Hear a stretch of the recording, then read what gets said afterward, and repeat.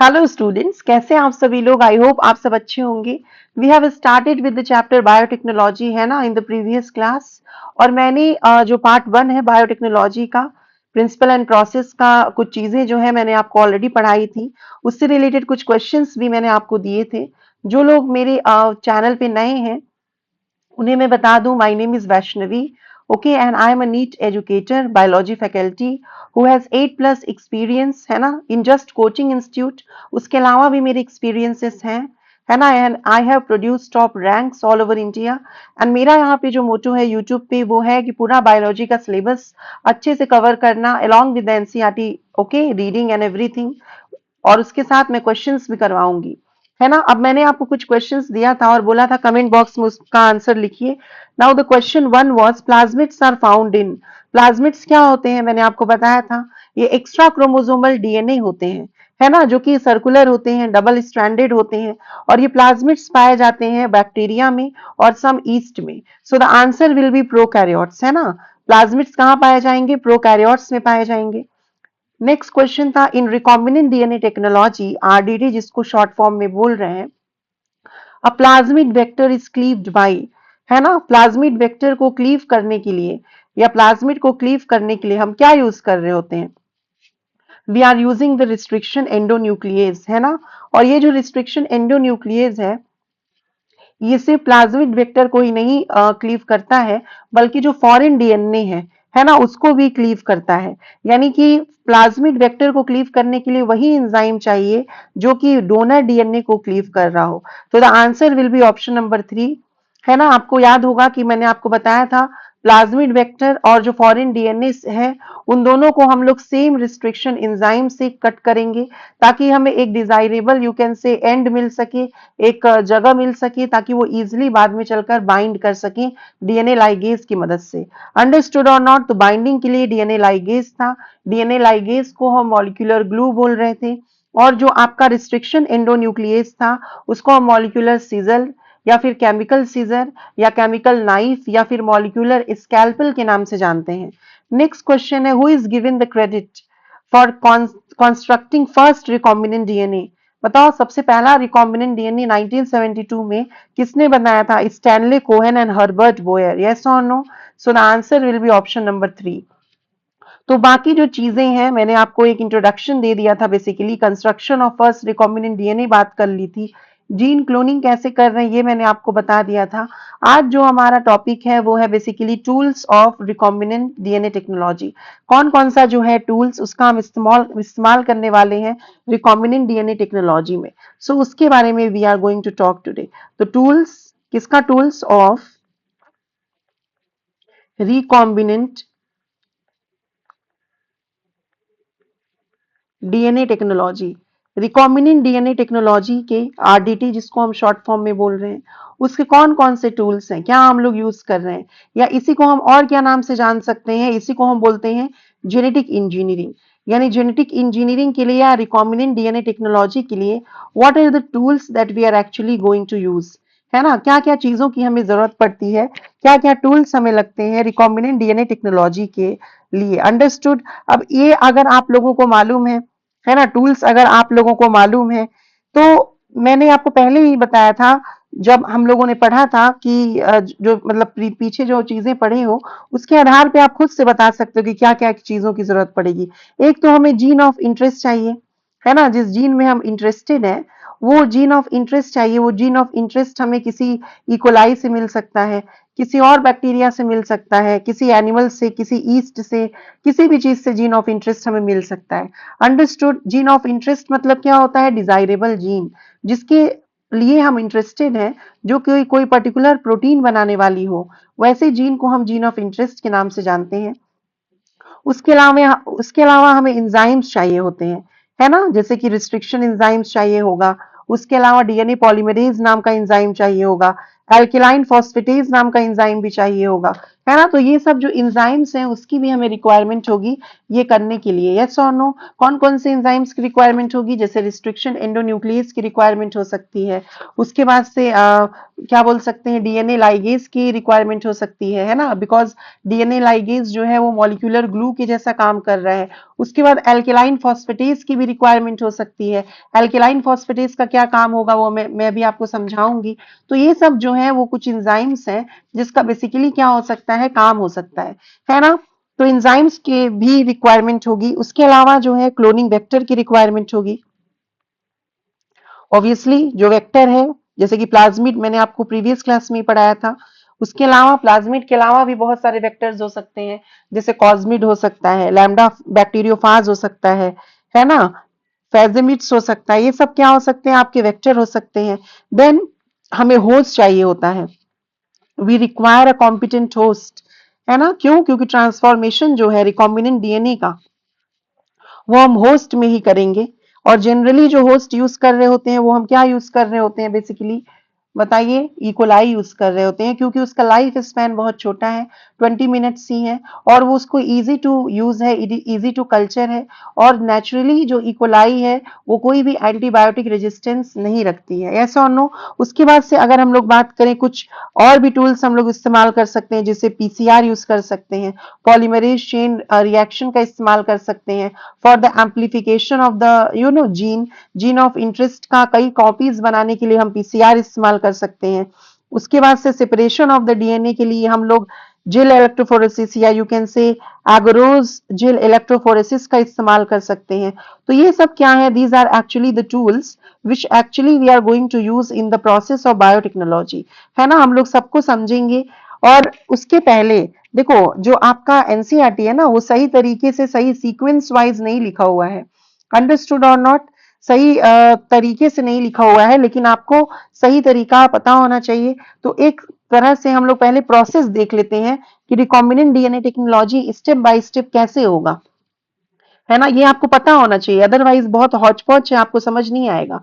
Recombinant DNA technology या genetic engineering के steps क्या होते हैं, कौन से प्रोसेस है ना। ये स्टेप्स क्या है, ये प्रोसेस का मतलब क्या हो गया, यहाँ पे हम स्टेप्स के बारे में बात करने जा रहे हैं। और इसी पर्टिकुलर स्टेप्स में ये जो आपका रिकॉम्बिनेंट डीएनए टेक्नोलॉजी है ये होने वाला है। सबसे पहले हम लोग क्या करेंगे, फर्स्ट ऑफ ऑल हम लोग क्या करने वाले हैं, we are going to isolate the genetic material. हम डीएनए को क्या करेंगे, आइसोलेट करेंगे। सबसे पहले हमें क्या करना होगा, आइसोलेशन करना होगा, किसका, जेनेटिक मटेरियल का, है ना। जब हम लोग को पता चलेगा कि जीन ऑफ इंटरेस्ट हम लोग जब खोजेंगे तो वो जीन ऑफ इंटरेस्ट किसमें होगा उसको हमें आइसोलेट करना होगा, यस और नो। तो सबसे पहले हम करेंगे आइसोलेशन ऑफ जेनेटिक मटेरियल, या फिर जो आपका डीएनए है, आरएनए भी हो सकता है ना। तो सबसे पहले आइसोलेशन होगा। आइसोलेशन कैसे करेंगे, हर एक स्टेप को हम डिटेल में आगे चलकर देखने वाले हैं। उसके बाद से इस जेनेटिक मटेरियल के ऊपर हम एक स्पेसिफिक कट लगाएंगे, क्योंकि पूरा डीएनए तो हमें नहीं चाहिए, है ना। हम लोगों को एक स्पेसिफिक सीक्वेंस चाहिए, यस और नो। तो रिस्ट्रिक्शन एंजाइम का इस्तेमाल करके हम लोग क्या करेंगे, बेसिकली कट करेंगे किसको, डीएनए को, कहां पर, एक स्पेसिफिक सीक्वेंस के पास, स्पेसिफिक लोकेशन के पास। तो नेक्स्ट स्टेप क्या हो जाएगा, cutting DNA at specific sequence या at specific regions, you can say specific regions पे हम लोग क्या करेंगे, डीएनए को कट लगाएंगे। ओके, उसके बाद से क्या होगा, अब हम लोग जब हम लोगों ने उसमें कट लगा दिया तो अब बहुत सारे हमें क्या हो गए, हमारे पास यू कैन से सीक्वेंस मिल गए, यस और नो। अब हम लोग इस सीक्वेंस को क्या कर लेंगे, सेपरेट करेंगे, किसके हेल्प से सेपरेशन करेंगे, डीएनए फ्रैगमेंट्स का, जेल इलेक्ट्रोफोरेसिस के थ्रू, है ना, ताकि हमें जो हमारा डिजायरेबल जीन ऑफ इंटरेस्ट है वो मिल सके। तो नाउ अगर after cutting the DNA at specific regions, है ना, we are going to separate the DNA fragments. So separation of DNA fragments हम लोग कौन से प्रोसेस से करते हैं, सब चीज हमें डिटेल में देखना है, पहले आप समझो कि कैसे कैसे क्या हो रहा है। तो सेपरेशन ऑफ डीएनए फ्रैगमेंट्स किससे होगा, इसमें हम लोग यूज करेंगे जेल इलेक्ट्रोफोरेसिस। और आपके सिलेबस में जो जेल इलेक्ट्रोफोरेसिस है वो है एग्रोज जेल इलेक्ट्रोफोरेसिस। समझ में आ रहा है कि नहीं, उसके थ्रू हम डीएनए फ्रैगमेंट्स को सेपरेट कर लेंगे। अब हमें क्या मिलेगा, जीन ऑफ इंटरेस्ट हमारा मिल गया। समझ में आ रहा है कि नहीं, अब हम लोग जीन ऑफ इंटरेस्ट मिल गया तो अब हम लोग ऐसा नहीं करेंगे कि उस जीन ऑफ इंटरेस्ट को तुरंत वेक्टर के साथ लाइगेट कर देंगे, ऐसा तुरंत करना सही नहीं है। क्यों सही नहीं है? क्योंकि बायोटेक्नोलॉजी जो है कम्बरसम प्रोसेस है। ये हिट एंड ट्रायल मेथड है। इसमें जरूरी नहीं है कि आपका हमेशा सक्सेस ही हो जाए, फेल होने का चांस जो है वो काफी ज्यादा होता है। तो जैसे मान लीजिए आपने अपना जीन आइसोलेट कर लिया और उस जीन को अगर आपने वेक्टर के साथ, जो आपका प्लाज्मिड है मान लो, उसके साथ अगर जीन को लाइगेट कर दिया और लाइगेट करने के बाद अगर आप उसको होस्ट के अंदर ट्रांसफॉर्म कर रहे हो, होस्ट के अंदर डाल रहे हो, तो ऐसा जरूरी नहीं है हर बार कि होस्ट के अंदर वो चला ही जाए। और ऐसा भी जरूरी नहीं है कि जो आपका जीन ऑफ इंटरेस्ट है वो हमेशा प्लाज्मिड के साथ जुड़ ही जाए। समझ में आ रहा है कि नहीं? तो अगर ऐसा नहीं हुआ तो आपका जीन तो लॉस्ट हो जाएगा ना। अगर ये जो स्टेप है ये अगर फेल कर गया तो जाहिर सी बात है जो आपका जीन ऑफ इंटरेस्ट है वो तो लॉस्ट हो जाएगा। तो इसीलिए ये जीन को, ये लॉस्ट अगर हो जाएगा ये जीन, तो again we have to start with the first step. फिर से हमें यहां से शुरू करना पड़ेगा। तो हम फिर से ना शुरू करें, ना करना पड़े, हमें फिर से आइसोलेशन ऑफ जेनेटिक मटेरियल नहीं करना पड़े, इसीलिए after running the gel electrophoresis, after getting the gene of interest, we will make several copies of the gene of interest, है ना। हम क्या करेंगे, जीन ऑफ इंटरेस्ट के कई सारे कॉपीज बनाएंगे और उसके लिए हम क्या रन करेंगे, पीसीआर, पॉलीमरेज चेन रिएक्शन। और पॉलीमरेज चेन रिएक्शन से हम क्या कर सकते हैं, we can amplify our genetic material. तो एम्पलीफिकेशन करेंगे किसका, ऑफ जीन ऑफ इंटरेस्ट, है ना। जीन ऑफ इंटरेस्ट जो है हमारा, उसका एम्पलीफिकेशन करेंगे।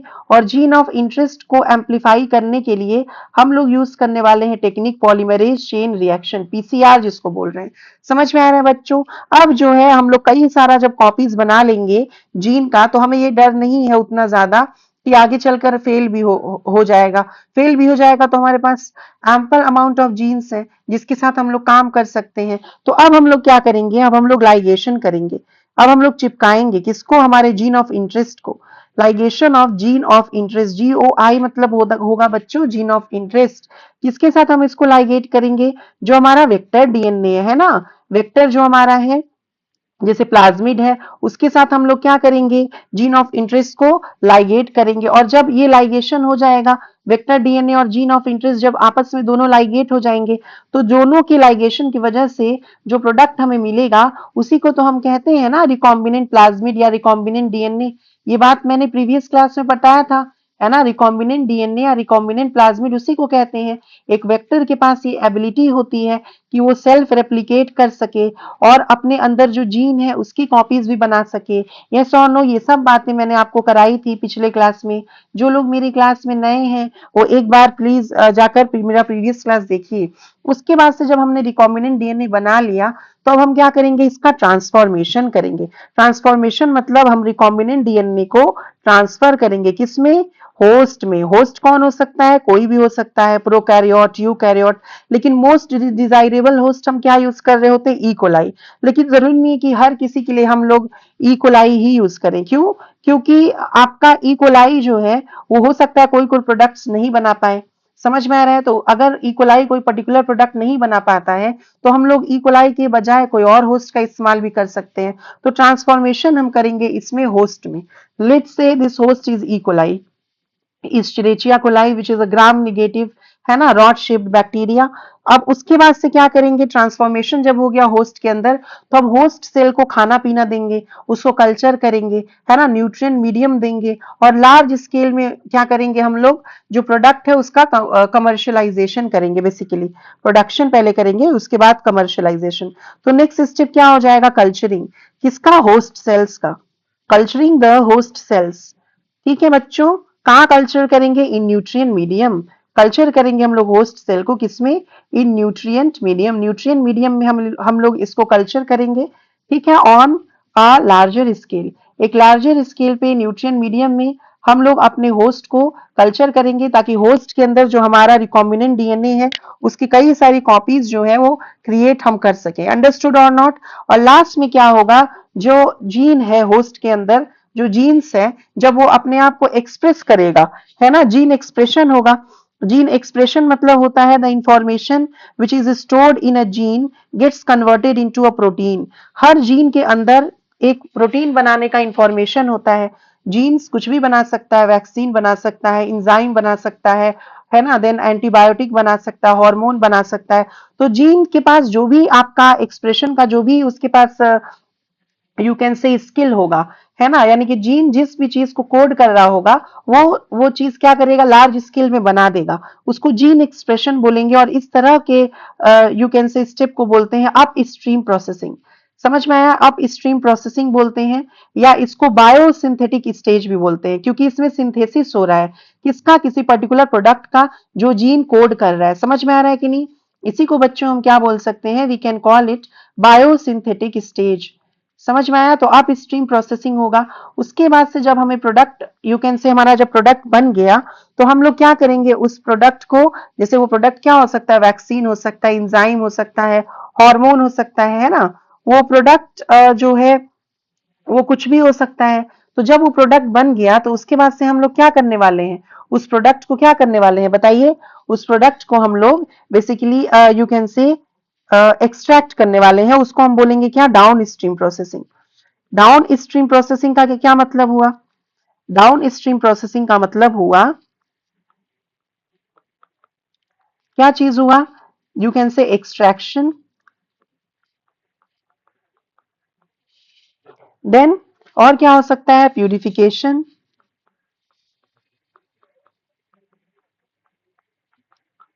और क्या हो सकता है, प्रिजर्वेशन भी हो सकता है।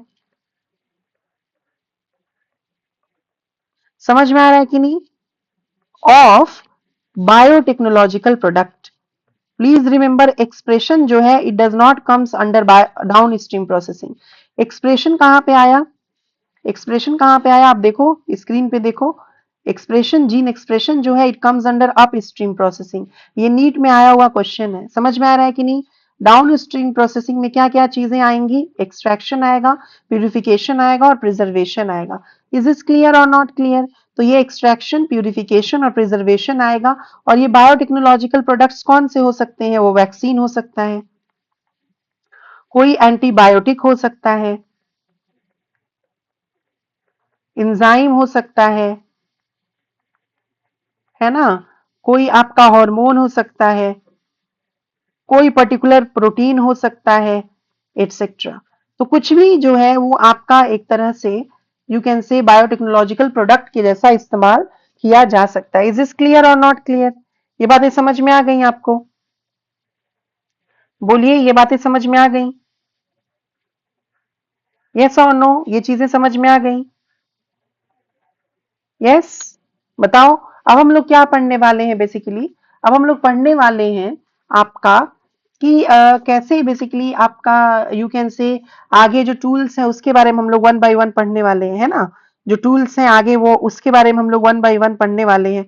जैसे जीन ऑफ इंटरेस्ट तो आपको मालूम ही है, इंजाइम्स के बारे में हम लोग थोड़ा बहुत पढ़ेंगे, क्लोनिंग वेक्टर के बारे में हम लोग पढ़ेंगे, है ना, कॉम्पिटेंट होस्ट के बारे में पढ़ेंगे। तो अब हम लोग पहले इंजाइम्स के बारे में देख लेते हैं।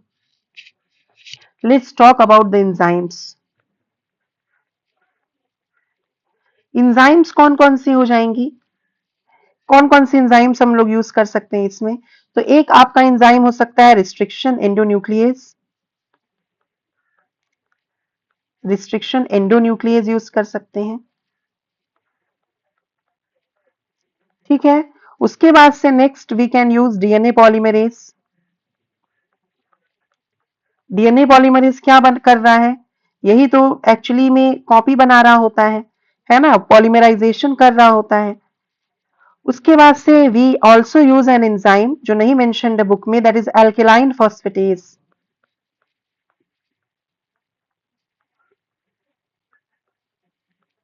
उसके बाद we can use the enzyme DNA ligase, है ना, डीएनए लाइगेज एंजाइम हम इस्तेमाल कर सकते हैं।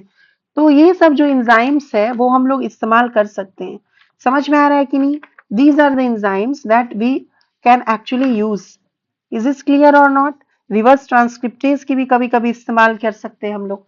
तो अब हम लोग वन बाय वन बात करते हैं, है ना, एंजाइम्स के बारे में वन बाय वन हम लोग बात करते हैं कि कौन कौन सा एंजाइम जो है हम लोग बेसिकली यूज कर रहे होते हैं। तो लेट्स टॉक, ठीक है, एंजाइम्स के बारे में हम लोग बात करते हैं। सबसे पहले हम लोग बात करेंगे रिस्ट्रिक्शन एंडोन्यूक्लियस के बारे में। देखिए रिस्ट्रिक्शन एंडोन्यूक्लियस जो है, ध्यान से समझिएगा, रिस्ट्रिक्शन एंडोन्यूक्लियस जो है, ठीक, ये तो जितने भी रिस्ट्रिक्शन एंडोन्यूक्लियस है वो सबके सब प्रोकैरियोट से ऑब्टेन होते हैं, सबके सब जो है वो बैक्टीरिया से ऑब्टेन होते हैं। All the restriction endonuclease have been developed from bacteria, ये आपको याद रखना पड़ेगा as their defence mechanism. All restriction, one second, all restriction, जितने भी रिस्ट्रिक्शन एंडोन्यूक्लियस हैं या एंजाइम्स हैं, हैव बीन डेवलप्ड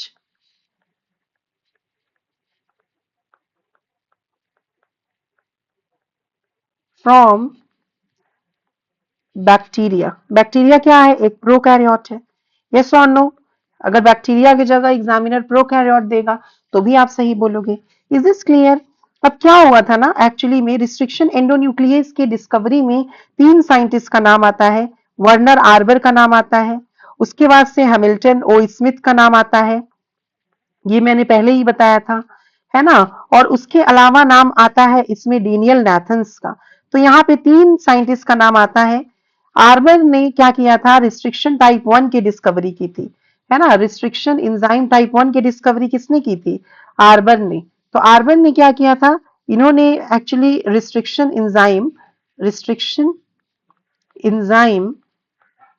टाइप 1 जो है उसकी डिस्कवरी की थी, है ना। अभी मैं आपको बताऊंगी रिस्ट्रिक्शन एंजाइम में टाइप 1 क्या है, टाइप 2 क्या है ना, उसके बारे में अभी मैं चर्चा करूंगी। तो रिस्ट्रिक्शन टाइप 1 कौन डिस्कवर किया था या कौन किसने उसके बारे में चर्चा की थी? आर्बर ने।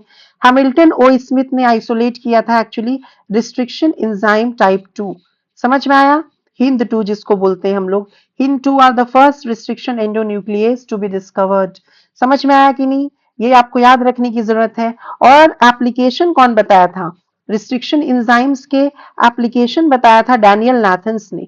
उसका यूज क्या होता है, उसका एप्लीकेशन क्या है, इसके बारे में चर्चा किया था डेनियल नेथन्स ने। तो इसीलिए बाद में आर्बर को, हैमिल्टन स्मिथ को और डेनियल नेथन्स को, इन तीनों को नोबेल प्राइज दिया गया इस डिस्कवरी के लिए। अंडरस्टूड? अब तुम्हारा एनसीईआरटी एक लाइन लिखता है, एक चीज लिखता है, समझ में आया कि नहीं? देखिए, अभी आपका जैसे देखो एनसीईआरटी लिख रहा है कि 1963 में, अभी आप देखना मैं एनसीईआरटी पढ़ाऊंगी कि 1963 में, ईयर आपको याद रखने की जरूरत पड़ेगी, 2 इंजाइम्स जो है, ठीक है, ये आपके पाए गए थे। 2 इंजाइम्स जो है, और ये दोनों के दोनों इंजाइम्स जो है ये कैसे थे? ये इनहिबिट कर रहे थे किसको? ये इनहिबिट कर रहे थे वायरस को, वायरसेस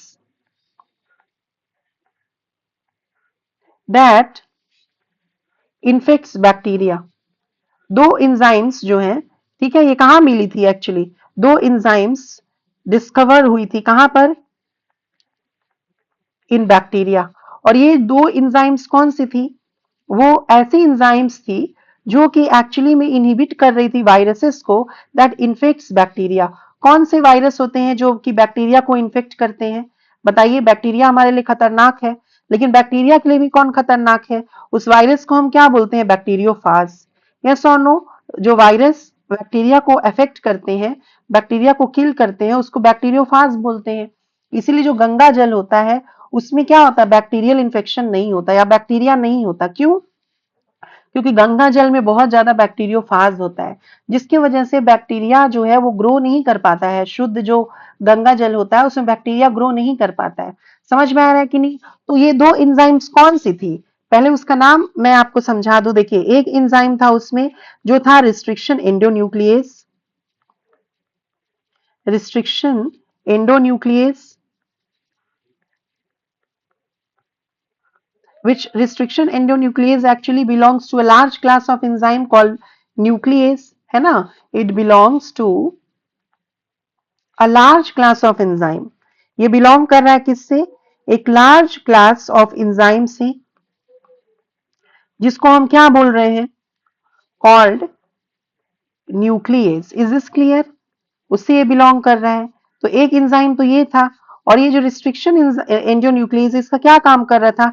इट रिस्ट्रिक्ट्स, समझ में आया? It restricts the growth of virus.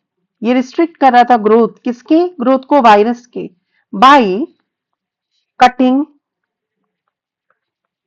Specific sequence, specific sequence of viral genome. देखिए वायरस जब हमारे बैक्टीरिया के अंदर है ना आता है तो अपने जेनेटिक मटेरियल को बैक्टीरिया के क्रोमोसोम के साथ अटैच करना चाहता है।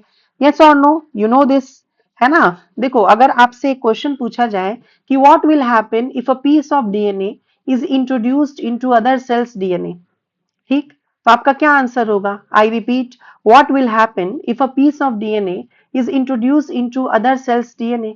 आप क्या आंसर दोगे? That DNA will degenerate. Why that DNA will degenerate? ये क्यों लॉस्ट हो जाएगा, क्यों डीजेनरेट कर जाएगा? क्योंकि भाई जब तक हम उसको मेन क्रोमोसोम के साथ अटैच नहीं करेंगे तब तक उस डीएनए का रेप्लिकेशन पॉसिबल नहीं है। जब उसको मेन क्रोमोसोम के साथ अटैच करेंगे then only it will keep on replicating along with the chromosome and keep on passing from generation to generation। उसी प्रकार से जो वायरस है, वायरस में भी लाइसोजेनिक साइकिल होता है। उसमें जो वायरल डीएनए है वो गेट इंटीग्रेट हो जाता है किसके साथ? बैक्टीरियल डीएनए के साथ। समझ में आया? और अपनी कॉपीज बनाने लगता है। लेकिन ये जो रिस्ट्रिक्शन एंडोन्यूक्लियेज नाम का एंजाइम है ये रिस्ट्रिक्ट कर देता है ग्रोथ ऑफ वायरस को बैक्टीरिया के अंदर।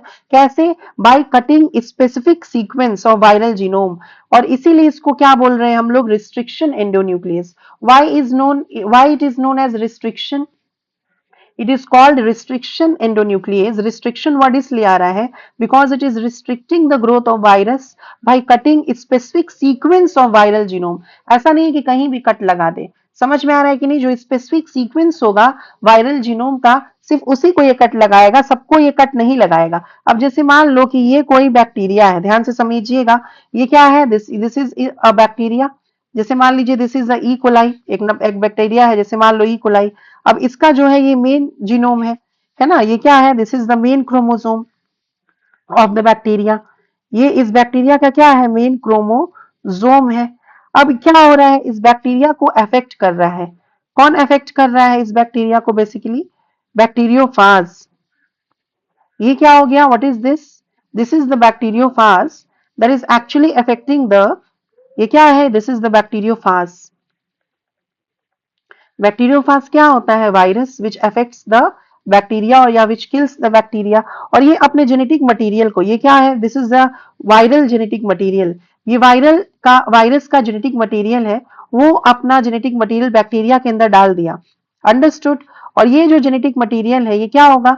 ये बैक्टीरिया के जीनोम के साथ जाकर इंटीग्रेट करना चाहेगा, इनकॉर्पोरेट करना चाहेगा। समझ में आ रहा है? लेकिन जो रिस्ट्रिक्शन एंडोन्यूक्लियेज है ये क्या करेगा?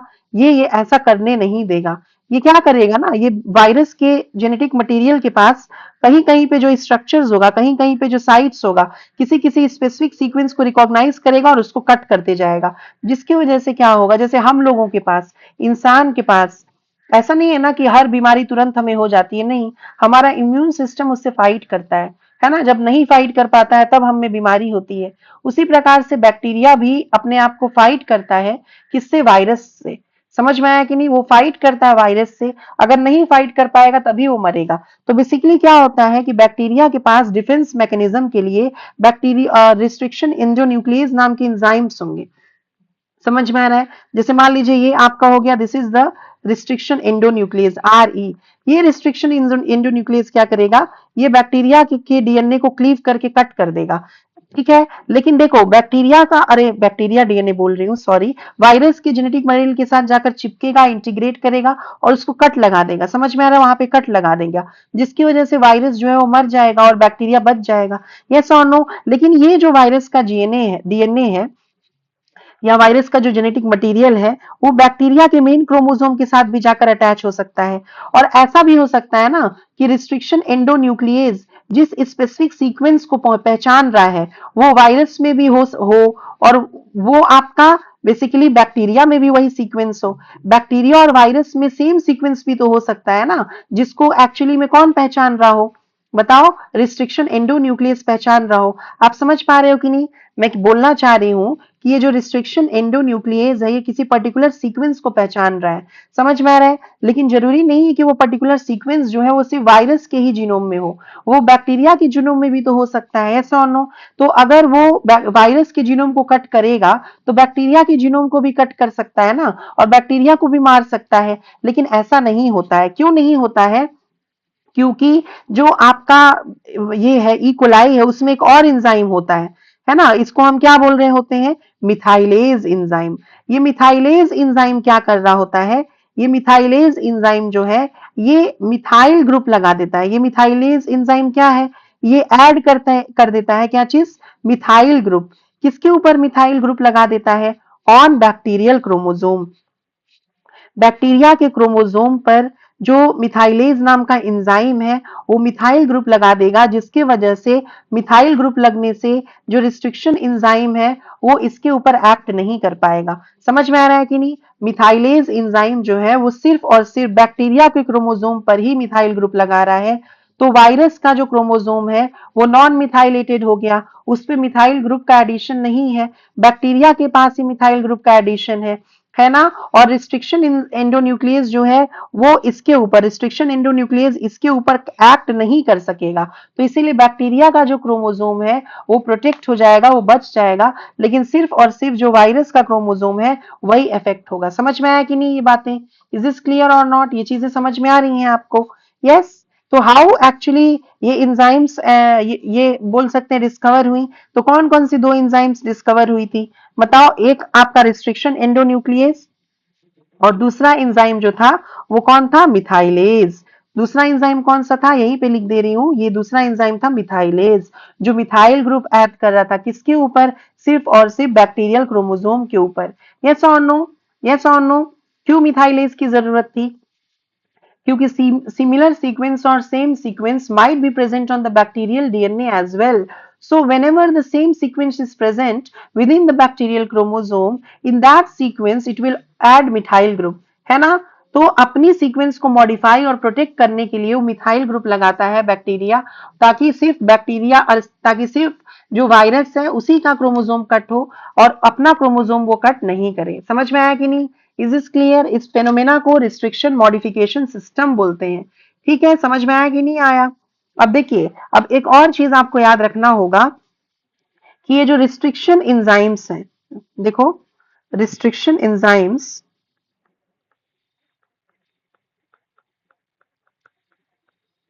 रिस्ट्रिक्शन एंडोन्यूक्लियस,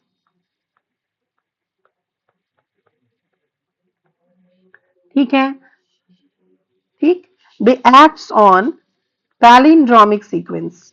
ये किसके ऊपर एक्ट कर रहे होते हैं, पैलिंड्रोमिक सीक्वेंस के ऊपर एक्ट कर रहे होते हैं, है ना। पैलिंड्रोमिक सीक्वेंस क्या होता है, उल्टा सीधा एक समान, है ना, लेकिन हमें रीडिंग ओरिएंटेशन सेम रखना है।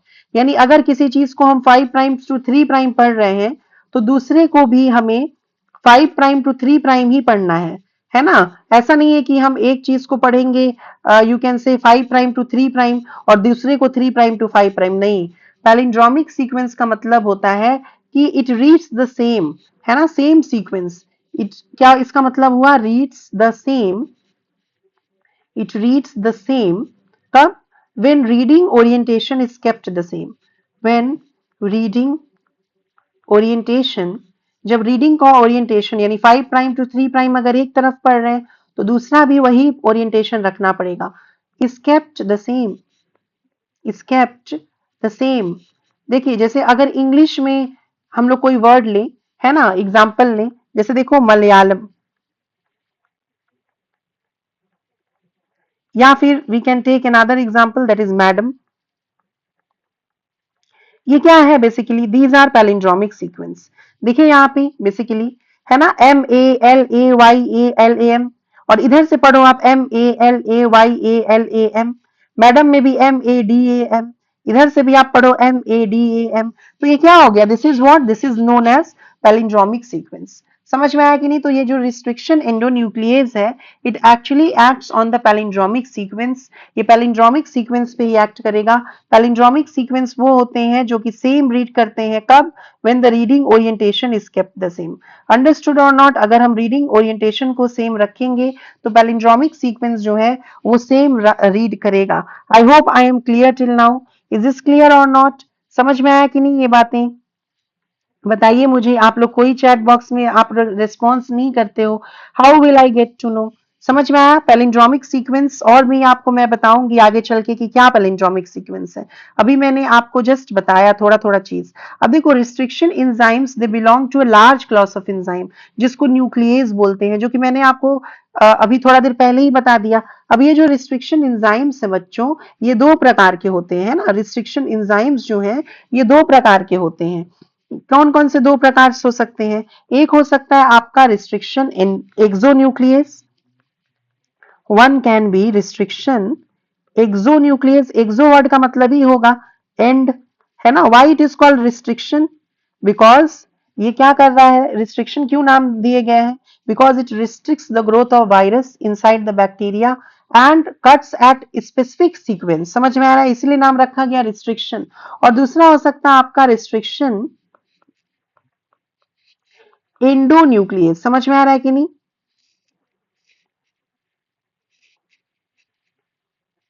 एंडोन्यूक्लियस। तो रिस्ट्रिक्शन जो एक्सोन्यूक्लियस है, एक्सो मतलब क्या होता है? एंड। एंड पे अगर कोई चीज कट करे तब उसे हम क्या बोल रहे हैं? एक्सोन्यूक्लियस बोल रहे हैं। जैसे मान लो ये डीएनए है ना, ये डीएनए का सीक्वेंस है।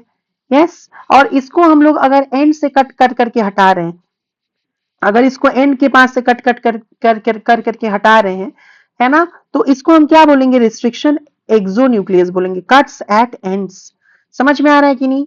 और रिस्ट्रिक्शन एंडोन्यूक्लियस मतलब कट्स फ्रॉम विद इन। जैसे मान लो ये 5 प्राइम है, ये 3 प्राइम है, ये आपका 3 प्राइम हो गया, ये 5 प्राइम हो गया, तो ये कहां से कट करेगा? है ना, ये इस प्रकार से कहां से कट करेगा? विद इन से। तो ये cuts from with in.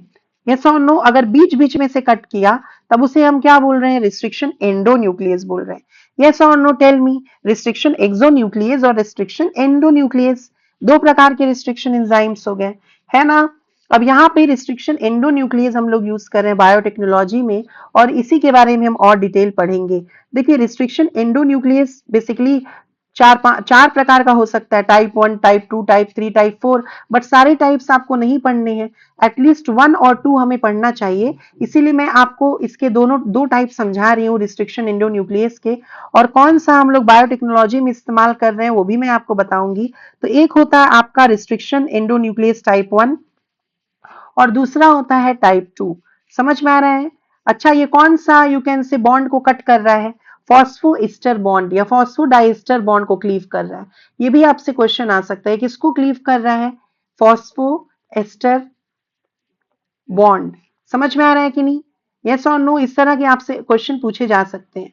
Yes, ठीक। और जो डीएनए लाइगेज है वो कौन सा बॉन्ड बनाता है? फॉस्फोडाइस्टर बॉन्ड बनाता है। ठीक है, वो तो आपका ग्लू है ना। डीएनए लाइगेज जो है वो ग्लू है, वो फॉस्फोडाइस्टर बनाएगा, रिस्ट्रिक्शन एंडोन्यूक्लियस उसको कट कर देगा। इज दिस क्लियर और नॉट? अब ये जो आपका यू कैन से टाइप 1 रिस्ट्रिक्शन एंडोन्यूक्लियस है, ये किसने दिया था? इसके बारे में किसने चर्चा की थी, बात की थी? आर्बर ने। और टाइप 2 के बारे में किसने बात की थी? हैमिल्टन ओ स्मिथ ने, है ना। मैंने आपको ये पहले भी बताया। और डेनियल नाम के जो साइंटिस्ट थे उसने उसके एप्लीकेशन के बारे में बात की, उसके इंपॉर्टेंस के बारे में बात की। अब ये जो टाइप 1 रिस्ट्रिक्शन एंडोन्यूक्लियस है, ये क्या करता है बेसिकली? ये रिकॉग्नाइज करता है ना। It recognises specific sequence. ये किसी स्पेसिफिक सीक्वेंस को रिकॉग्नाइज करेगा, लेकिन उसी जगह पर कट नहीं लगाएगा। समझ में आ रहा है कि नहीं? ये क्या कर रहा है, किसी स्पेसिफिक सीक्वेंस को रिकॉग्नाइज करेगा, लेकिन वहीं पर एग्जैक्टली वहीं पर कट नहीं लगाएगा। देखिए, it recognises specific sequence but cuts at some other sequence, but cuts at some other sequence, थोड़ा दूर पे जाके ये कट करेगा। तो इसीलिए हम लोग इसको बायोटेक्नोलॉजी में यूज नहीं कर रहे हैं। उसके अलावा इसको ये जो है, ये ना रिकॉग्नाइज करने के साथ साथ ये खुद से जो है ये मिथाइल ग्रुप ऐड कर देता है। ये खुद से मिथाइल ग्रुप ऐड कर देता है। कौन? टाइप 1, है ना। टाइप 2 ऐसा नहीं कर पाता है, ये खुद से मिथाइल ग्रुप ऐड कर सकता है, यानी कि ये खुद से क्या कर सकता है? मिथाइलेशन कर सकता है। यस और नो? टाइप 1 जो रिस्ट्रिक्शन एंजाइम है, ये खुद से मिथाइलेशन कर सकता है, और इसको जरूरत पड़ती है बेसिकली किसकी? एटीपी और मैग्नीशियम की, है ना। It requires ATP and magnesium ion. समझ में आया? एटीपी का रिक्वायरमेंट है, एनर्जी का रिक्वायरमेंट है, बट लैबोरेटरी कंडीशन में हम लोग एटीपी दे पाए ऐसा जरूरी नहीं है ना? समझ में आ रहा है कि नहीं? तो इन्हीं सब रीजंस की वजह से not used in, you can से, बायोटेक्नोलॉजी। इसका इस्तेमाल हम बायोटेक्नोलॉजी में नहीं करते हैं।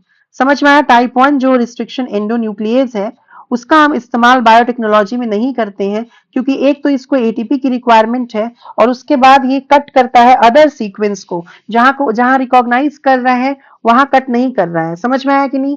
लेकिन टाइप 2 जो आपके रिस्ट्रिक्शन एंडोन्यूक्लियेज है, ये क्या कर रहे होते हैं? They reads and recognizes, they reads and recognizes, yes, the sequence। ये रीड करेंगे और रिकॉग्नाइज करेंगे सीक्वेंस को, and makes cut, and makes cut. कहां पर कट लगाएंगे बताइए? Within the same sequence. Yes और नो? ये कट लगाएंगे कहां पे? Within the same sequence. ये सेम सीक्वेंस पे क्या करेंगे? कट लगाएंगे। इज दिस क्लियर और नॉट? सेम सीक्वेंस पे क्या करेंगे? कट लगाएंगे। इज दिस क्लियर और नॉट? यस। तो यहां पर बेसिकली हम लोग क्या यूज करते हैं? It uses magnesium. एटीपी की इसको जरूरत नहीं है, और ये जो है it is used in biotechnology. तो कौन सा रिस्ट्रिक्शन एंडोन्यूक्लियस हम लोग बायोटेक्नोलॉजी में यूज कर रहे हैं? अगर इस तरह का क्वेश्चन आए तो आप बोलोगे टाइप 2 रिस्ट्रिक्शन एंडोन्यूक्लियस जो है दैट इज यूटिलाइज्ड और used in the process of biotechnology. Is this clear और नॉट क्लियर? समझ में आया कि नहीं? सबसे पहला जो रिस्ट्रिक्शन एंडोन्यूक्लियस यू कैन से आइसोलेट किया गया था वो कौन था? क्या आप जानते हो? अगर जानते हो तो चैट बॉक्स में लिखो। आप लोग चैट बॉक्स में कुछ भी नहीं लिख रहे हो, है ना? तो इसीलिए मेरा मतलब क्या बोले, मैं भी डिमोटिवेट होते जा रही हूँ। आप लोग चैट बॉक्स में कुछ नहीं लिखोगे तो how will I come to know that whether you are understanding things और नॉट? समझ में आया कि नहीं? देखिए, मैं जो आपको पढ़ा रही हूँ मैं इसका श्योरिटी दे सकती हूँ, इससे ज्यादा कुछ भी आपको एग्जाम में नहीं आएगा। हाँ, मैं कुछ चीजें एनसीईआरटी से ज्यादा बता रही हूँ जानबूझ के। क्यों? क्योंकि हमें एनसीईआरटी बेस्ड पढ़ाई करनी होती है। ऐसा नहीं आप समझिए कि सिर्फ एनसीईआरटी, क्योंकि एनसीईआरटी खुद में ही बहुत गहरा है, ठीक है, बहुत डीप है, उसमें बहुत डेप्थ है, उसमें खुद में इतने लाइंस है, उसमें जो लाइंस है, एक एक वर्ड है, उसको हमें डिटेल में समझना पड़ता है। समझ में आ रहा है कि नहीं आपको? तो इसीलिए मैं उसमें ना एनसीईआरटी की जो डिटेलिंग्स है उसको अच्छे से करने में बिलीव रख रही हूँ। और हर लेक्चर में, आपने मेरा पहले का भी लेक्चर्स देखा होगा, अगर इस क्रिएशन मैंने पढ़ाया है, अपलोड किया है सारा वीडियो यूट्यूब पे, ह्यूमन हेल्थ और डिजीज भी पढ़ाया है, उसका भी सारा, not human health and disease, sorry, human reproduction भी पढ़ाया है, उसकी भी सारी वीडियोस अपलोडेड है। तो आपने देखा होगा कि मैंने एनसीईआरटी की भी एक एक लाइन जो है वो रीडिंग कराई है। तो इसीलिए आपको उसी हिसाब से तैयारी करना पड़ेगा। समझ में आ रहा है कि नहीं आ रहा है? यस। तो यहाँ पे यू शुड नो कि कौन सबसे पहला जो रिस्ट्रिक्शन एंडोन्यूक्लियस है वो आइसोलेट हुआ था। Is this clear? सबसे पहला रिस्ट्रिक्शन एंजाइम कौन सा आइसोलेट हुआ था? हिंद 2। समझ में आ रहा है? कौन सा आइसोलेट हुआ था? हिंद 2। देखिए, आपको नाम याद रखना पड़ेगा, मैं यहाँ पे मेंशन कर रही हूँ। हिंद 2, ठीक है, it was the first restriction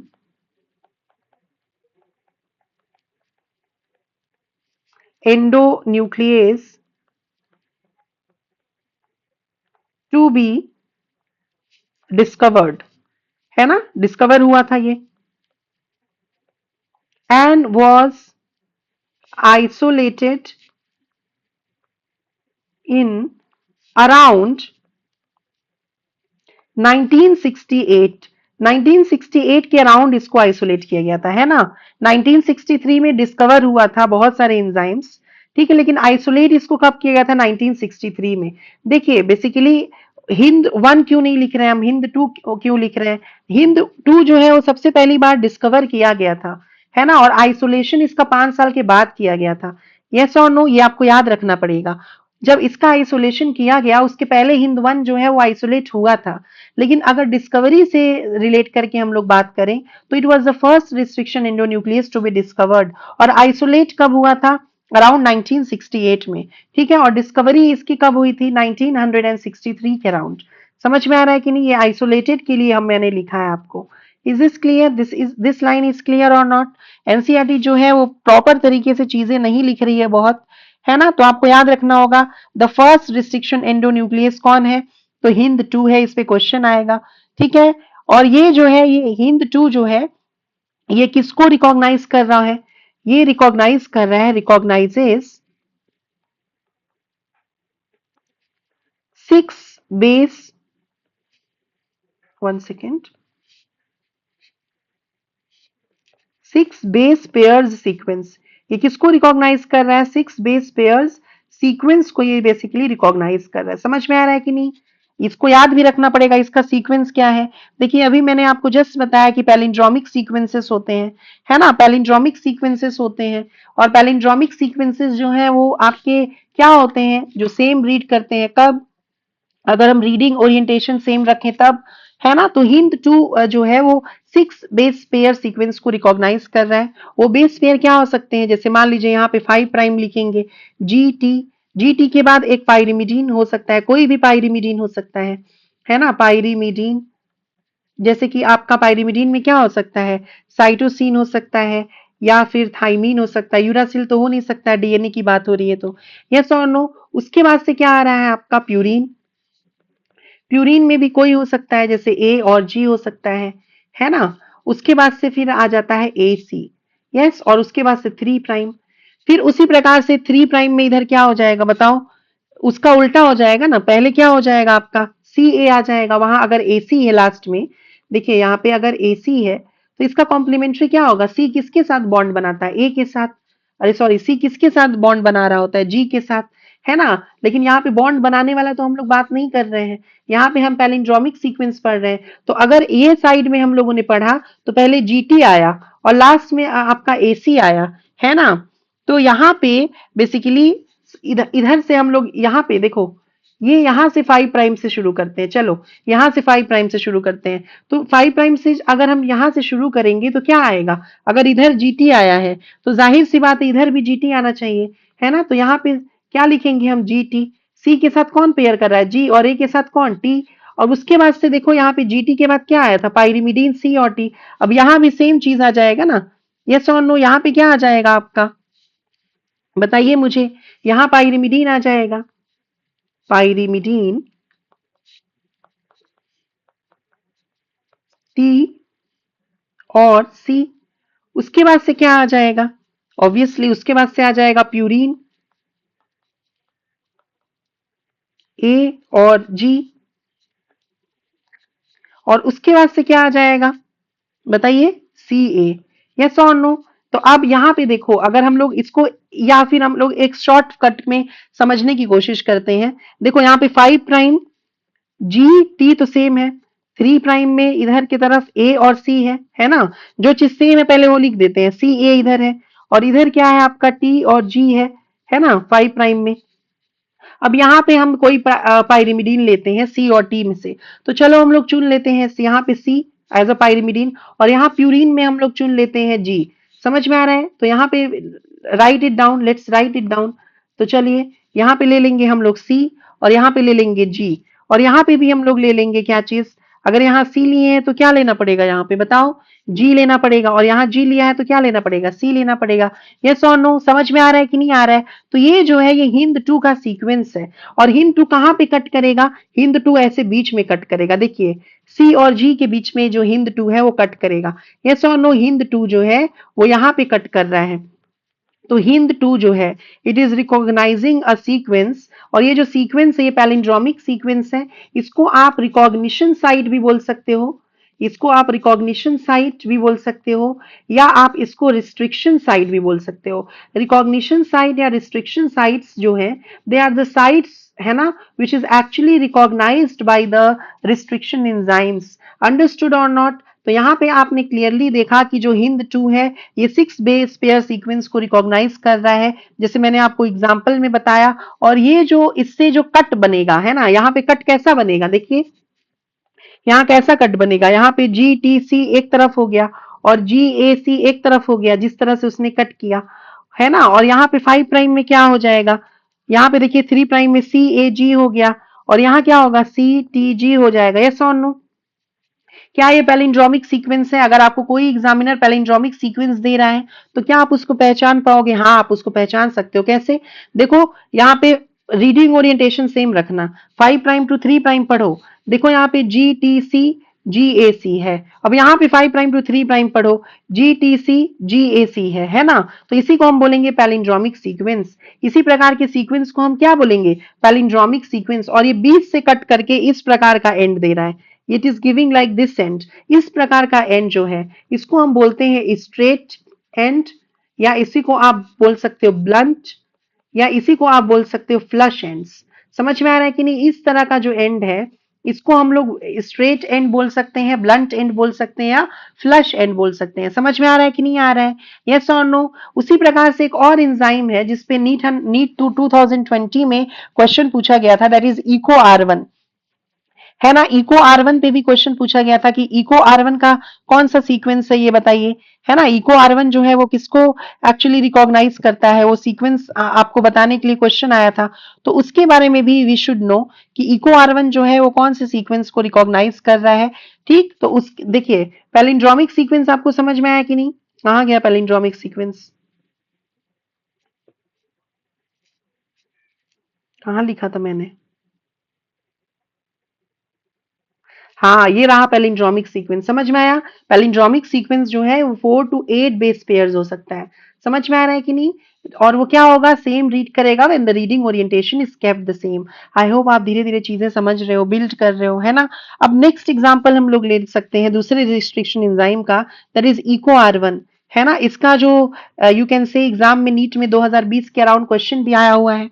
तो इसका कौन सा यू कैन से रिकॉग्निशन साइट है, या यू कैन से रिस्ट्रिक्शन साइट है, किस ये किसको रिकॉग्नाइज कर रहा है? ये भी 6 बेस पेयर सीक्वेंस को रिकॉग्नाइज करता है, लेकिन इसका सीक्वेंस अलग है, दैट इज GAA-TTC। समझ में आ रहा है कि नहीं? और इधर भी 5 प्राइम से पढ़ो आप, तो इधर क्या हो जाएगा? GAA-TTC, है ना? और यहाँ पे 3 प्राइम हो जाएगा। देखिए जी किसके साथ कॉम्प्लीमेंट ये बेस पेयर बनाता है, हाइड्रोजन बॉन्ड। जी और सी के बीच में 3 हाइड्रोजन बॉन्ड, ए और टी के बीच में 2, ए और टी के बीच में 2, यू नो दिस। तो 5 प्राइम टू 3 प्राइम पढ़ेंगे तो GAA-TTC आएगा। इधर भी 5 प्राइम टू 3 प्राइम पढ़ेंगे तो GAA-TTC आएगा। इज दिस क्लियर और नॉट? लेकिन ये कट कहाँ कर रहा होता है? ये इको R1 जो है कट कहाँ कर रहा होता है? ये जी और ए के बीच में कट कर रहा है। समझ में आ रहा है कि नहीं? ये जी और ए के बीच में कट कर रहा है। जब ये जी और ए के बीच में कट करेगा तो सीक्वेंस आपको कैसा मिलेगा? कुछ इस प्रकार के से सीक्वेंस मिलेगा। देखो कुछ इस प्रकार से सीक्वेंस मिलेगा, है ना? ऐसे ही तो सीक्वेंस मिलेगा आपको। ये अलग हो गया, देखिए एक बार यहाँ पे देखिए, ये अलग हो गया ना बच्चों, ये देखो ये अलग हो गया, यस। और ये वाला जो है ये अलग हो गया। और इस तरह का जो कट है इसको हम क्या बोलते हैं? इस तरह का जो कट है इसको हम बोलते हैं स्टैगर्ड एंड, स्टैगर्ड या कोहेसिव। समझ में आ रहा है? इस तरह का एंड जो है इसको स्टैगर्ड एंड बोल सकते हैं, या स्टिकी एंड बोल सकते हैं, या कोहेसिव एंड बोल सकते हैं। समझ में आया? तो इको R1 जो है ये कैसा एंड दे रहा है बेसिकली, बताइए मुझे। तो ये दे रहा है कोहेसिव एंड या staggered and. Some is this clear और नॉट? समझ में आ रहा है कि नहीं आ रहा है? Yes, is this clear? और इको R1 या फिर जो रिस्ट्रिक्शन एंजाइम है ये क्या कौन सा बॉन्ड तोड़ रहे हैं? तो they are actually breaking the, they breaks the sugar phosphate bond. ठीक है, शुगर फॉस्फेट बॉन्ड जो है, फॉस्फोएस्टर बॉन्ड, कभी फॉस्फोडाइस्टर भी, ये क्या कर रहे हैं? ब्रेक कर रहे हैं। यस और नो? इज इज क्लियर और नॉट? तो ये एक ऐसा कट है, इट इज स्टैगर्ड कट है, it leaves behind sticky ends. समझ में आया कि नहीं? उसी प्रकार से एक और आप लोग जान लो, है ना, इस्मावन। इस्मावन जान लो। इस्मावन किससे निकल रहा होता है ना? सेरेटिया मार्सेंसियंस करके एक ऑर्गेनिज्म है, सेरेटिया, एस फॉर। अभी मैं नोमेनक्लेचर आपको पढ़ाऊंगी, नेमिंग कैसी हुई यू कैन से रिस्ट्रिक्शन एंजाइम्स की। मार सेस सेंस, ठीक है, इससे बेसिकली आपका इस्मा वन निकलता है। And one is the order of isolation, वो हम लोग पढ़ेंगे अभी। अब इसका क्या सीक्वेंस है? इसका सीक्वेंस है 5 प्राइम सी सी सी, वेरी इजी, जी जी जी, है ना? वेरी इजी, इसीलिए मैंने आपको ये बताया है। और इधर 3 प्राइम क्या हो जाएगा? जी जी जी सी सी सी, ये क्या हो जाएगा आपका? इधर अब 5 प्राइम हो जाएगा, है ना?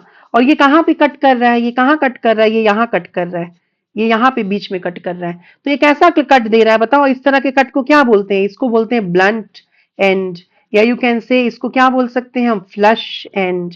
इज दिस क्लियर और नॉट? समझ में आ रहा है कि नहीं आ रहा है? चीजें आपको समझ में आ रही होंगी। Yes, are you understanding this? ये चीजें आपको समझ में आ रही हैं? बोलो मुझे, समझ में आ रही हैं कि नहीं चीजें? Are you sure? Are you understanding this? तो अब हम लोग पढ़ते हैं नोमेनक्लेचर ऑफ रिस्ट्रिक्शन एंजाइम, क्योंकि ये भी क्वेश्चन पूछा जाता है। तो let's talk about the nomenclature, कि how the naming of restriction enzyme was done. Nomenclature कैसे हुआ किसका? रिस्ट्रिक्शन एंजाइम का। नोमेनक्लेचर ऑफ रिस्ट्रिक्शन एंजाइम, ठीक है। तो देखो हम लोग एक दो एग्जाम्पल लेके पढ़ते हैं। एग्जाम्पल जो है वो बेस्ट तरीका होता है चीजों को समझाने का, है ना। तो एग्जाम्पल के थ्रू ही हम लोग समझेंगे। जैसे अब अगर हम लोग लेते हैं इको R1, है ना, पहला हम लोग एक रिस्ट्रिक्शन एंजाइम लेते हैं, दैट इज इको R1। अब तो 900 से ज्यादा रिस्ट्रिक्शन एंजाइम जो है वो 230 स्ट्रेन्स ऑफ बैक्टीरिया से ऑब्टेन हो चुका है। कितना रिस्ट्रिक्शन एंजाइम? मोर देन 900 क्या रिस्ट्रिक्शन एंजाइम्स, है ना। और कहां से आइसोलेट हुआ है? आइसोलेटेड फ्रॉम 230 स्ट्रेन्स, है ना, किसका? और बैक्टीरिया। बैक्टीरिया से ही ऑब्टेन होता है। स्ट्रेन्स क्या होते हैं? तो बैक्टीरिया के सेल के सरफेस के ऊपर कुछ एंटीजेंस होते हैं, कुछ प्रोटीन्स होते हैं। अगर उस प्रोटीन्स के अंदर मॉडिफिकेशन हो जाए तो बैक्टीरिया का स्ट्रेन जो है वो बदल सकता है। तो अब हम लोग लेते हैं, ये याद रखना की जरूरत है ये, क्योंकि एनसीईआरटी बोल रही है, मैं अभी रीड कराऊंगी। इको R1 जो है, इसमें जो फर्स्ट लेटर है ना, जो फर्स्ट लेटर है ये क्या है? It is the genus. Genus क्या है इसका? एस्चुरेचिया। और कोई भी जो जीनस है, स्पीशीज जब हाथ से लिखेंगे तो उसको अंडरलाइन करेंगे। जैसे मैंने देखो सेरेटिया मार सेंसेस को भी अंडरलाइन किया है। देन जो सेकेंड और थर्ड लेटर है ना, जो आपका क्या है? सेकेंड टू लेटर्स है, second two letters. Second two letters जो है वो क्या बता रहा होगा? वो बता रहा होगा स्पीशीज के बारे में। ये किसके बारे में नॉलेज दे रहा है? It is giving you the knowledge about the species. और इसमें स्पीशीज क्या है? The species is coli. यानी ये कहां से ऑब्टेन हो रहा है? स्ट्रेलिचिया कोलाई से ऑब्टेन हो रहा है। समझ में आया? आर जो है ये क्या है? It is strain. इसका स्ट्रेन आपको याद रखना है, सबका याद रखने की जरूरत नहीं है। इसका स्ट्रेन है R/13 एंड आई। वन का मतलब क्या हुआ? One is order of isolation. समझ में आ रहा है कि नहीं? इसके आइसोलेशन का क्या ऑर्डर था, ये आपका वन बता रहा है। तो आपको याद रखना पड़ेगा ये चीज। उसी प्रकार से next we can take another example, that is Hind 2। Hind 2 हम लोग ले सकते हैं। हिंद 2 में भी आप अगर हम लोग बात करें एच, तो एच जो है वो जीनस है, फर्स्ट लेटर जो है वो जीनस है। क्या है इसमें जीनस? दैट इज हीमोफिलस, ठीक है। आई एन मतलब क्या हो गया? इन, वन सेकेंड, इन्फ्लुएंजे। उसके बाद से डी क्या हो गया? ये स्ट्रेन हो गया। और जो टू है ये क्या हो गया? ये हो गया आपका ऑर्डर किसका? आइसोलेशन का। यस और नो? टू जो है ये क्या हो गया? This is the order of isolation. So now you understand कि how is the naming of restriction enzymes done, है ना। उसी प्रकार से बैम H1 होता है, B for Bacillus, AM for amylo liquefaciens, है ना। एच जो है वो स्ट्रेन होता है उसका। फिर सेल 1 होता है ना। सेल मतलब स्ट्रेप्टोमाइसिस अल्बस, है ना। तो ऐसे कई सारे होते हैं, बट आपको सबका नाम याद रखने की जरूरत नहीं है। इज दिस क्लियर और नॉट? समझ में आया कि नहीं आया ये चीजें? यस, आई होप इतनी चीजें समझ में आ गई होंगी। देखो अब कुछ और एंजाइम्स की हम लोग बात कर सकते हैं। जैसे अगर हम लोग बात करें, one second, DNA ligase, you know this DNA ligase already you know. DNA ligase जो है ये क्या कर रहा है? ये मॉलिक्यूलर ग्लू है ना। डीएनए लाइगेज मैंने फर्स्ट लेक्चर में भी आपको बताया है। ये क्या है? This is the molecular glue या गम बोल सकते हैं इसको। ये क्या कर रहा है? ये फॉस्फोडाइस्टर बॉन्ड बनाकर जो आपका निक है उसको जोड़ दे रहा है। डीएनए में जो गैप है उसको जोड़ दे रहा है, फॉस्फोडाइस्टर बॉन्ड, ठीक है। क्रिएशन, ये फॉस्फोडाइस्टर बॉन्ड का क्या कर रहा है? क्रिएशन कर रहा है। इज दिस क्लियर और नॉट क्लियर? ये बातें समझ में आ गई कि नहीं आ गई? बोलिए सभी लोग, ये चीजें आपको क्लियर हो गई कि नहीं हो गई? Yes, molecular glue phosphodiester bond बनाएगा ये, है ना। कौन? DNA ligase. Is this clear? ये चीजें क्लियर हुई आपकी? हम्म। अब देखिए, अब एक और एंजाइम हम लोग लेंगे जो वर्थ मेंशनिंग है, जो बुक्स में नहीं लिखा होता है, लेकिन आपको जानना चाहिए। As a NEET aspirant you should know this, that is alkaline phosphatase. Next enzyme हम क्या ले सकते हैं? एल्केलाइन फॉस्फेटेज एंजाइम हम लोग ले सकते हैं। अब क्या होता है ना, अब जैसे मान लीजिए कि जैसे मान लो कि ये जो है आपका, है ना, ये जो है ये आपका प्लाज्मिड है सपोज, ठीक है, ये प्लाज्मिड है। आपने यहाँ पे इसको कट कर दिया, कौन सा एंजाइम से कट किया, इको आर1 से कट किया, ठीक है। अब इको आर1 से जब आप कट करोगे तो ये बेसिकली कैसा सीक्वेंस था, बताओ कैसा सीक्वेंस था, GAA TTC ऐसा सीक्वेंस था ना। इधर क्या हो जाएगा, CTT, एक सेकेंड, TAAG, है ना, यस और नो। अब यहाँ पे अगर यहाँ पे इको आर वन ऐसे ही तो कट करता है, इको आर वन ऐसे ही तो कट करता है, तो यहाँ पे आपका क्या हो जाएगा, दो स्ट्रैंड्स बनेंगे, एक पर तरफ जी आ गया और इधर फॉस्फेट ग्रुप इधर लगा हुआ है, और दूसरा सीक्वेंस भी है, इधर क्या हो जाएगा, CTT AA। देखो जहां पे कट हुआ वो सीक्वेंस अलग हो जाएगा ना, जैसे इसमें जी इसके साथ है और CTT AA इसके साथ है, और जो आपका दूसरा सीक्वेंस है वो तो दूसरी जगह पे है, राइट, समझ पा रहे हो, यहाँ पे आपका क्या है, OH ग्रुप है।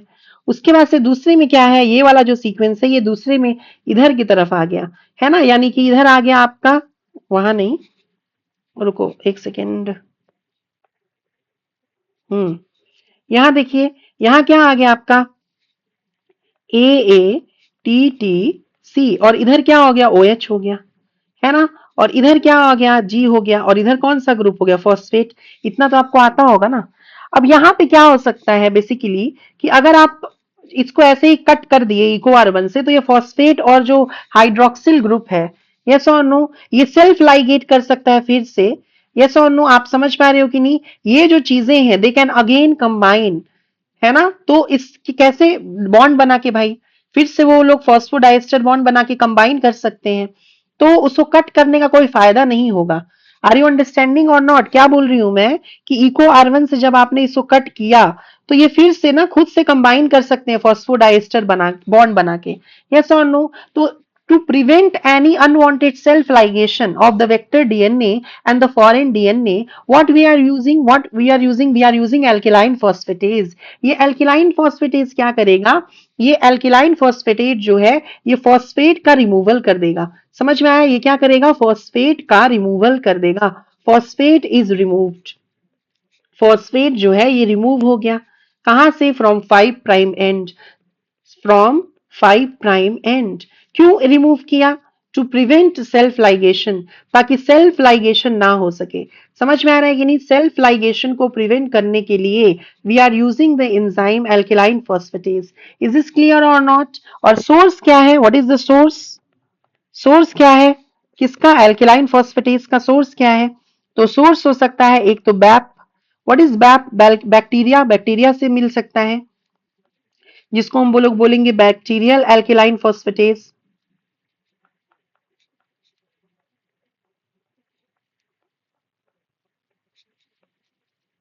और क्या हो सकता है, दूसरा हो सकता है आपका alkaline phosphatase from calf intestine, समझ में आया, काफ के इंटेस्टाइन से भी एल्केलाइन फॉस्फेटेज मिलता है, ये आपको याद रखने की जरूरत नहीं है, इज दिस क्लियर। लेकिन at least you should know the function of that enzyme at least, ये मत बोलना मुझे कमेंट में कि मैम आप एक्स्ट्रा पढ़ा रही हो, you should know, as a student of NEET you should know, so that you can excel and you can पीछे छोड़ सकते हो बाकी अपने कंपिटिटर्स को।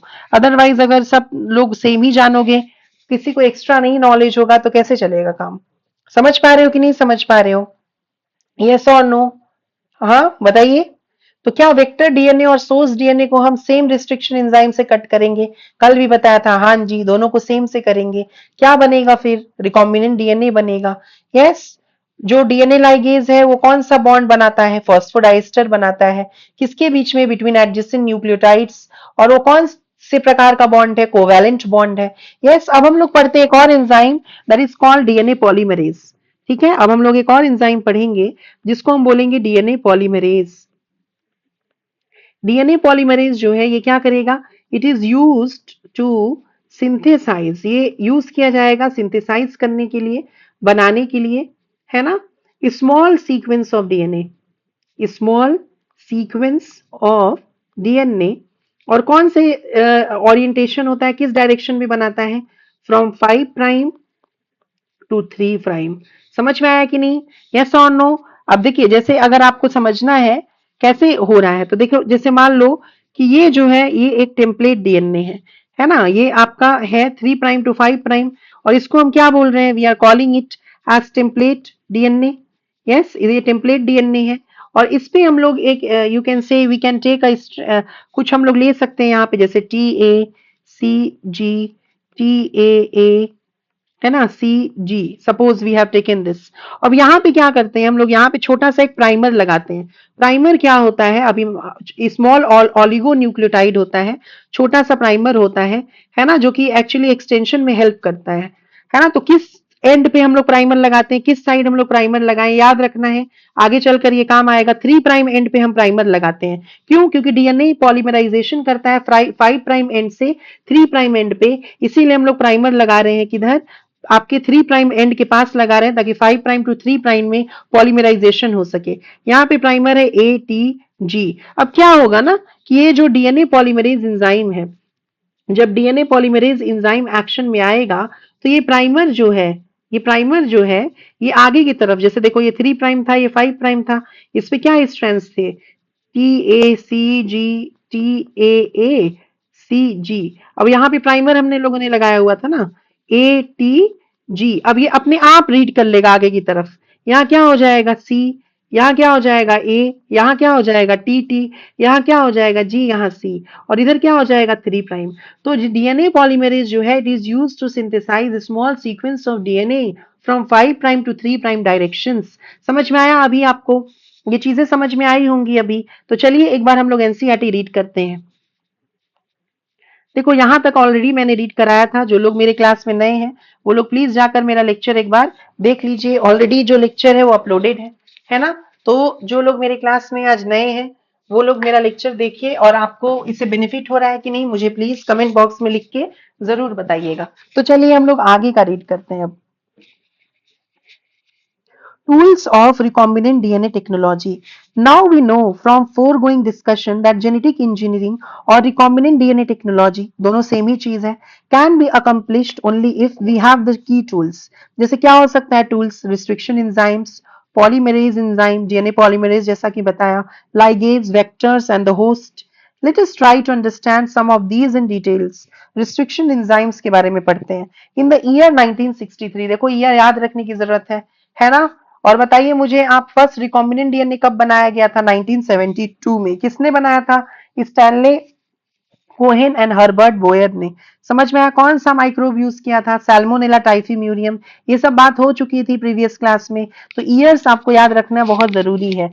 किसका डिस्कवरी, रिमार्केबल डिस्कवरी है बायोटेक्नोलॉजी में, रिस्ट्रिक्शन एंजाइम्स का। अगर आपसे एग्जामिनर पूछता है कि ऐसा कौन सा चीज है जिसके डिस्कवरी की वजह से ही बायोटेक्नोलॉजी पॉसिबल हो पाया है, तो ये रिस्ट्रिक्शन एंजाइम्स ही है, क्योंकि ये मॉलिक्यूलर सीजर है, नाइफ है, या मॉलिक्यूलर स्कैल्पल है। In the year 1963, the two enzymes responsible for restricting the growth, इसीलिए नाम पड़ा restriction, है ना, the growth of bacteriophage in Escherichia coli were isolated. One of these added methyl group to DNA, जिसको methylase बोलते हैं, while the other cut DNA, जिसको हम रिस्ट्रिक्शन एंडोन्यूक्लियस बोलते हैं। The later was called restriction endonuclease, यानी जो cut कर रहा था डीएनए को उसको रिस्ट्रिक्शन एंडोन्यूक्लियस बोल रहे थे। अब आगे हम लोग पढ़ेंगे, the first restriction endonuclease was हिंड2। You have to remember this. First restriction endonuclease कौन था, हिंड2 था, whose functioning dependent on a specific DNA nucleotide sequence was isolated and characterized 5 years later. उसकी characteristic feature कब बताई गई थी, 5 साल के बाद, है ना, यस और नो। यस, उसका कैरेक्टराइजेशन कब किया गया था, 1968 के अराउंड, जो कि मैंने आपको बताया भी अभी। यस और नो, हुज फंक्शनिंग डिपेंडेंट, उसको आइसोलेट किया और उसका कैरेक्टराइजेशन 5 years लेटर बताया गया। ठीक है, आर यू अंडरस्टैंडिंग और not. It was found that Hint2 always cut DNA molecule at a particular point by recognizing a specific sequence of 6 base pairs. वो 6 base pairs क्या है, मैंने आपको बता दिया। This specific base sequence is known as recognition sequence for Hint2. Besides HIND2, today we know more than 900 restriction enzymes that have been isolated from over 230 strains of bacteria, each of which recognizes different recognition sequence. Recognition sequences क्या है? Palindromic sequences है. समझ में आ गया? Who was the first restriction endonuclease to be isolated? Yes or no? या discovered? बताइए. HIND2. HIND2 याद रखना है. आइसोलेट वर्ड इसके लिए यूज करना सही नहीं है, एनसीईआरटी थोड़ा सही से नहीं लिखा है. आइसोलेट तो इसके पहले हिंद 1 भी हुआ था, लेकिन डिस्कवर सबसे पहली बार हिंद 2 हुआ था. लेकिन जब तक ये आइसोलेट हुआ उसके पहले हिंद 1 आइसोलेट हुआ था. समझ में आया कि नहीं? ये सही तरीके से थोड़ा एनसीईआरटी नहीं लिखा है, लेकिन आपको एनसीईआरटी की लाइंस याद रखनी ही पड़ेंगी प्रॉपर तरीके से, क्योंकि एनसीईआरटी का ही आंसर जो है वो मान्य होगा एग्जाम में. The convention for naming these enzymes in the first letter of the name comes from the genus, बताया था, and the second two letters come from the species of the prokaryotic cell from which they were isolated. Example, EcoR1 comes from Escherichia coli, RY13 is the strain. In EcoR1, the letter R is derived from the name of the strain. Roman numbers following the name indicate the order in which the enzymes were isolated from that strain of bacteria. Restriction enzymes belong to a larger class of enzyme called nuclease. These are of two types, exo and endo. Exo जो है वो बाहर से cut लगा के धीरे धीरे nucleotides को रिमूव करेगा, और एंडो विदिन से कट लगाएगा. Exonuclease remove nucleotides from ends of the DNA, whereas endonuclease make cuts at a specific position within the DNA. Yes or no? Each restriction endonuclease functions by inspecting the length of a DNA sequence. एक बार उसको sequence मिल गया तो वहां पे bind कर जाएगा. Once it finds its specific recognition sequence, it will bind to the DNA and cut each of the two strands. दोनों strands को कट कर रहा है of the double helix at a specific points in their sugar phosphate backbone. मैंने बताया है sugar phosphate backbone. Each restriction endonuclease recognizes a specific palindromic nucleotide sequence in the DNA. जैसे यहाँ पर वेक्टर डीएनए लिया गया, फॉरेन डीएनए लिया गया, है ना, and we are using the enzyme EcoR1 जिसका क्या सीक्वेंस है? GAATTC. अब यहाँ देखो जो दोनों में GAATTC है. यस. अब यहाँ पे कहाँ पे कट करेगा? G और A के बीच में दोनों जगह कट किया. अब यहाँ पे जब कट हुआ तो ये जो पोर्शन है ये रिमूव हो गया, है ना, और यहाँ पे ये वाला पोर्शन रिमूव हो गया. इधर क्या हो रहा है कि ये जो पोर्शन रह जा रहा है और इधर का G रिमूव हो रहा है. इधर यहाँ पे G रह जाएगा और यहाँ का जो पोर्शन है वो रिमूव हो जाएगा, यानी जो डीएनए से चिपका हुआ है वो रह जाएगा. जहां से कट लगा उसके बाद वाला एरिया जो है वो रिमूव हो जाएगा. जैसे देखो यहाँ पे AATTC यहाँ पे हट गया, है ना, और यहाँ पे G वाला जो पोर्शन है ये G हट गया है. यस, उसी प्रकार से इसमें भी हटा है. अब यहाँ देखो ये जो A है ये इसके साथ आकर कंबाइन करेगा, ये T इसके साथ, ये जो T है ये इसके साथ, और यहाँ पे कौन सा बॉन्ड बनेगा जिससे कंबाइन करेगा? Hydrogen bond. ऑब्वियसली जो आपके A है और T है इसके बीच में हाइड्रोजन बॉन्ड बनता है. Adenine is connected to thymine by 2 hydrogen bond and guanine is connected to cytosine by 3 hydrogen bond. तो यहाँ पे जो बॉन्ड बन रहा है वो होगा हाइड्रोजन बॉन्ड. और कौन सा एंजाइम जो है वो हेल्प करेगा उनको चिपकाने में? DNA ligase enzyme. यस और नो? देखिए DNA fragments joins as sticky ends. EcoR1 कैसा इस एंड प्रोड्यूस कर रहा था? Sticky end. अब यहाँ पे दो प्रकार के डीएनए थे, एक वेक्टर डीएनए, एक फॉरेन डीएनए. दोनों जब साथ में कंबाइन कर गया तो जो स्ट्रक्चर बना उसको रिकॉम्बिनेंट डीएनए बोल रहे हैं. Very easy. Now you understand. अब देखो, do you know what palindromes are? These are group of letters that form the same word when read both forward and backward. Example Malayalam. As against a word palindrome where the same word is read in both directions, the palindrome in DNA is a sequence of base pairs that read same on two strands when when orientation of reading is kept the same. मैंने बताया reading orientation को same रखना है. जैसे अगर 5 prime to 3 prime पढ़ रहे हैं GAATTC, तो इसको भी हम 5 प्राइम टू 3 प्राइम ही पढ़ेंगे, तभी वो पैलिंड्रोम होगा. तो 5 प्राइम टू 3 प्राइम इसको पढ़ेंगे तो फिर आएगा GAATTC. यस और no? For example, the following sequence reads the same on the two strands from 5 prime to 3 prime direction. This is also true if read in 3 prime to 5 prime direction. Yes, 3 prime to 5 prime पढ़ो, देखो CTTAAG आएगा, इधर 3 to 5 prime पढ़ो, CTTAAG आएगा. तो किसी भी direction में आप पढ़ना है, लेकिन डायरेक्शन का जो रीडिंग है दोनों स्ट्रैंड्स में वो सेम रखना है. अगर 5 प्राइम टू 3 प्राइम पढ़ रहे हो पहले स्ट्रैंड को तो दोनों दूसरे को भी उसी डायरेक्शन में पढ़ो. यस और no? And vice versa. Restriction enzymes cut the strand of DNA a little away from the center of the palindrome site, but between the same two bases on the opposite strands. ये याद रखना है. This is the line of the NCERT. हल्का सा away करेगा, लेकिन दो के बीच में, जैसे अगर इको R1 है तो वो G और A के बीच में ही कट करेगा. समझ में आ रहा है? Between the same two basis के बीच में ही करेगा. ग्वानिन और एडेनिन के बीच में ही कट करेगा. अगर 5 प्राइम टू 3 प्राइम इधर G और A के बीच में कट किया है, तो उधर भी 5 प्राइम टू 3 प्राइम वो जी और ए के बीच में ही कट करेगा. आप समझ पा रहे हो कि नहीं पा रहे हो? यस और no? Is this clear? Are you able to understand this? तो ये लाइन बहुत इंपॉर्टेंट है, आपको एनसीईआरटी का लाइन है, याद रखने की जरूरत है.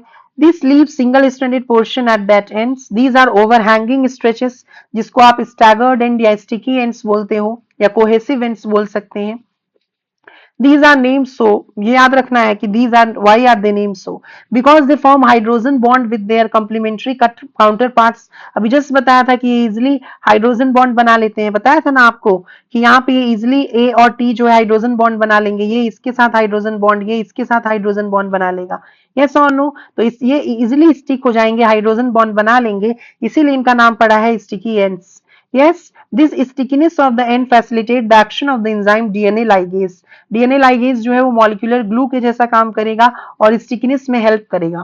Restriction endonuclease are used in genetic engineering. कौन सा type? Type 2. To form recombinant molecule of DNA which are composed of DNA from different sources or genomes. When cut by the same restriction enzyme, है ना, कैसे cut करना है? Same restriction enzyme से, अलग अलग नहीं कट कर सकते हैं. The resultant DNA fragments have the same kind of sticky ends and these can be joined together end to end using DNA ligase. जैसे यहाँ पे भी देखो, ये फॉरेन डीएनए है, ये वेक्टर डीएनए है. अब सेम रिस्ट्रिक्शन एंजाइम से हम इसको कट कर देंगे. जैसे इसको देखो टुकड़ों में कट कर दिया, ये प्लाज्मिड यहाँ पे कट हो गया, है ना. Same restriction enzyme cut use करेंगे इसको भी कट करने के लिए, फॉरेन डीएनए को भी, वेक्टर डीएनए को भी. अब लाइगेज जो है ये इसको यहाँ पे क्या कर देगा? फॉरेन डीएनए यहाँ पर लाकर इंसर्ट कर देगा. तो ligase join the foreign DNA to the plasmid. अब यहाँ पे देखो, यहाँ पे क्या हो गया? लाइगेज जो है यहाँ पर इसको ज्वाइन कर दिया, यानी कि जो वेक्टर डीएनए है उसमें फॉरेन डीएनए जो है आकर चिपक गया. तब ये कैसा डीएनए बना? इसको बोलेंगे रिकॉम्बिनेंट डीएनए मॉलिक्यूल. अब इसको रिकॉम्बिनेंट डीएनए को हम ट्रांसफॉर्म करेंगे, इसको हम इंसर्ट करेंगे, डालेंगे किसी होस्ट में. यहाँ पर होस्ट क्या लिया गया है? इकोलाई. और अगर इकोलाई के अंदर ट्रांसफॉर्मेशन हो गया तो इस इकोलाई को हम लोग क्या बोलते हैं? ट्रांसफॉर्मेंट. समझ में आया? और ये इसी के अंदर क्लोनिंग होती है, इसी के अंदर कॉपीज बनती है. किसकी? ये जो रिकॉम्बिनेंट डीएनए है उसकी कॉपी बनेगी और उसमें जो जीन ऑफ इंटरेस्ट है उसकी भी कॉपीज बनेगी. समझ में आ रहा है? तो इसीलिए इसको क्लोनिंग होस्ट के नाम से भी जान सकते हैं. तो यहाँ पे देखिए, सेल डिवाइड करेगा, इसकी कॉपीज बनेगी, बाद में सेल अपने आप को एक्सप्रेस करेगा और पर्टिकुलर प्रोडक्ट बना देगा. You may have realised that normally unless one cuts the vector and the source DNA with the same restriction enzyme, the recombinant vector molecule cannot be created. यानी कि recombinant vector बनाने के लिए या recombinant DNA बनाने के लिए, vector भी तो DNA ही है, plasmid भी तो DNA ही है, हम लोगों को same restriction enzyme की requirement लगेगी. समझ में आ गया कि नहीं आ गया बच्चों? Yes or no? अब नेक्स्ट क्लास में we will study about agarose gel electrophoresis, है ना, और जो फर्दर टॉपिक्स हैं उसके बारे में. तो चलो, thank you so much students for watching. I hope you like the video. अगर आपको अच्छा लगा है तो प्लीज अपने फ्रेंड्स के साथ जरूर से जरूर शेयर करें, क्योंकि मुझे उसी से मोटिवेशन मिलेगा. ठीक है, और मुझे लगेगा कि yes I am you know, as a human being, as a teacher, I am actually giving something to the society. ठीक है, that is the reason why I am actually uploading my videos on YouTube, so that कि ये जो मेरा knowledge है वो लाखों बच्चों तक पहुंच सके. Thank you so much students for watching. Bye bye, take care, meet you in the next lecture.